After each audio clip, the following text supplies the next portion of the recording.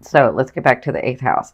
So with Taurus being the full moon and Taurus being in your eighth house, what's the eighth house about? So the eighth house is called the I transform, right? And it's ruled by Scorpio. So it's where you learn about other people's values, sex, money, other people's money. You have intimacy stuff going on in here, and it's about death and rebirth, right? It's about the hidden, the occult, and it's where your karmic ancestry is. So if you believe in karma, or you believe in past lives or life between life, this is where that ancestry karma stuff comes. So it's about paying debt as well. So if you've been working in this house, when the full moon comes in this house and it being in Taurus, this tells me that it's time to let go of some things, right? It's time to like move forward and let go of some things. And I explain it this way. If you've never seen me, what happens is within our whole self, our higher self, our whole being, we can accept and have unlimited amounts of energy run through us. But in this physical state, in this realm, in this realm, in this vibration, we can only have so much energy running through us because it's this physical state, right? So what happens is if we keep what no longer serves us, if we haven't gotten through some things, and some things we don't even realize we've kept for so long because it was a trauma from way back, right? And we've sort of moved on and we've sort of kept living life, but we still have that thing that we keep. So if it's something that no longer serves you, someone that no longer serves you, if it's any of that, you're keeping that in your energetic field. And when you do that, you can only have so much energy run through you. So you're keeping yourself from your blessings because you have all these other experiences, all these other possessions and things and people and situations that want to come to you, but they can't get through because you're holding on to this other stuff. So this is what the full moon in Taurus is telling me, that it's time to let go. It's time to let go of some things. Maybe some debt you're finishing up. Maybe, understanding other people's values and your values, where that correlates. Understanding your placement and your belief system about, just because someone else values something doesn't mean I have to value that. And then really understanding this person that came into my life or these things that came into my life, why they came in. Right. So this is telling me with the full moon in your eighth house, this is what's going to be going on in that day. Now, with the sun and the moon and Neptune trining, Neptune is the protector. Neptune is the fated and divine stuff. Neptune is Neptune helps. It's the hidden help that you don't realize you're getting, right? And so with this trine, whatever's going on between the sun and the moon, or especially the moon and Neptune is going to protect you. It's going to help you release and see a better way. And it could bring you gifts. It could bring you possessions. It could bring you love. It could bring you situations, right? But it is about, so if you have to let go of someone or have to let go of something, so let me say this, you don't have to do anything. You have free will, right? But if you're wanting to get to those blessings, if you're wanting to get to those things that you've called to you, sometimes you have to let go of things so that your energetic field can take them in. So if you're wanting to get to those things that you've tried to create from your head and imagine and have a passion for, then this is going to help. Neptune is really going to help. And Neptune is going to bless you with things as well. So I feel like when I'm looking at this trine, I'm seeing that not only are you letting go, but you could possibly be getting physical stuff, physical manifestations, because Taurus is in there. So physical stuff coming from your eighth house. That's other people's money, right? That's that's other people's money. And so I feel like because it's the eighth house, it's transformative. So it will transform you. You'll go into this new phase of life when this happens. Okay. So in your second house, the sun is your second house. The sun is in your second house, and the second house is about possession. So this is all about you guys really changing into this new phase. For when I'm looking at this trine, I'm seeing that you're really changing into this new phase of life. Which it's about time, because like I said, you guys had a hard year. So, over a year, it's like 13 months. That's a long time. So, with Neptune being in your sixth house is about your daily routine. Your sixth house is about your serving others. Your sixth house is about how you incorporate the way that you see that yourself in the world into your daily life, right? And so with your eighth, your second, and your sixth lit up, I see that your life is really changing, and I see that you're going to get possessions and situations and people coming into your life where you're transforming this. Okay, so the full moon is going to be in effect for you for about 2 weeks. So just because you don't get something on that one day, excuse me, doesn't mean you won't get it in the next 2 weeks. But this is sort of what you're going to be working through, because remember, as you let go of things, you have more room in your energetic field for your blessings to come in, right? So congratulations. It's time for a lot of you. I know that you have something that's really, really changing for you in relationships. So I'm sending you lots of love and light with that.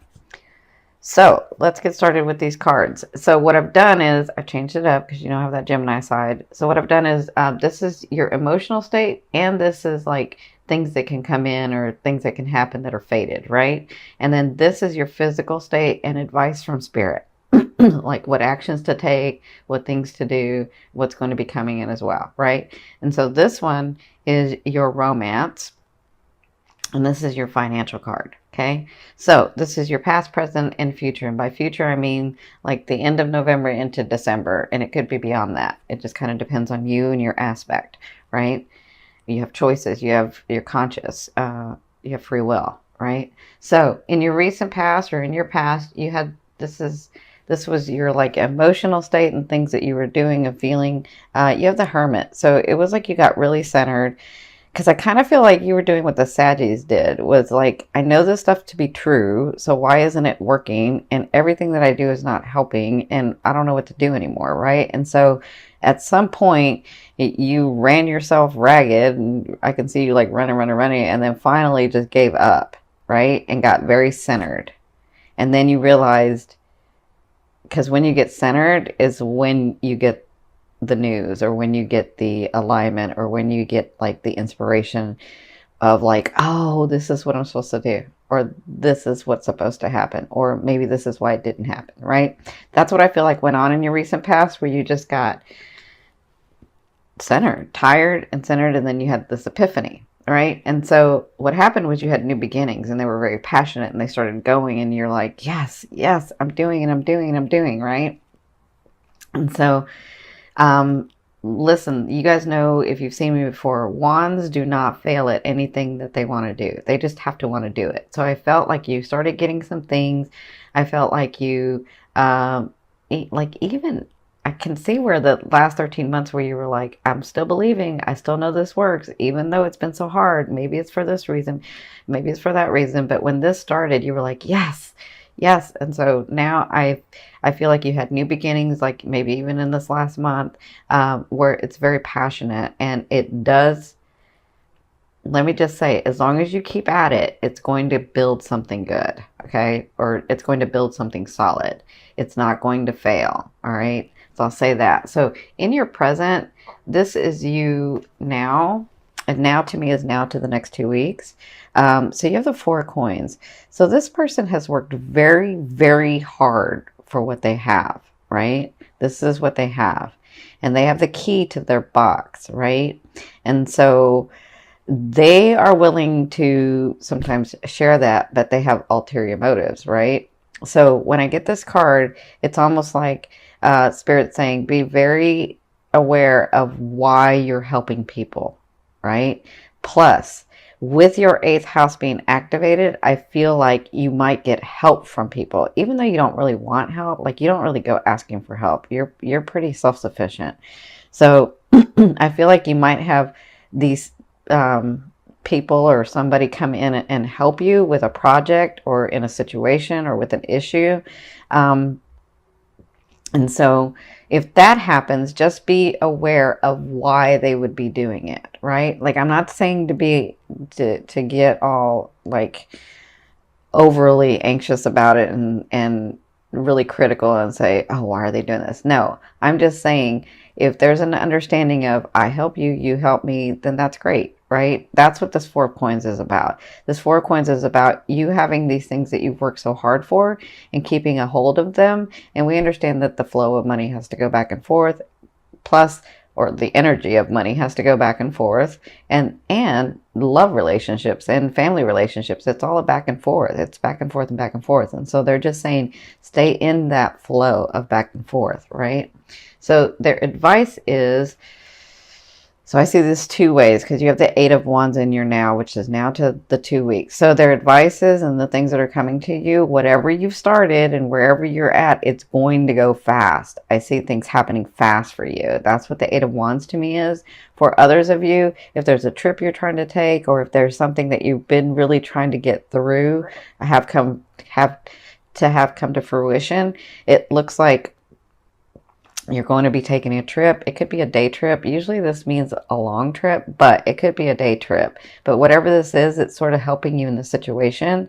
And for some of you, I feel like you've been trying. So some of you, I do feel like you have been traveling, but I feel like there's if you've been traveling a lot, this is about you moving fast. This is about your projects moving fast, about your relationships moving fast, about things moving fast for you, okay? So I feel like you'll be doing that in like the next 2 weeks. So in your, this is your emotional state, and this is your future. So like the end of November into December, you have the Strength card.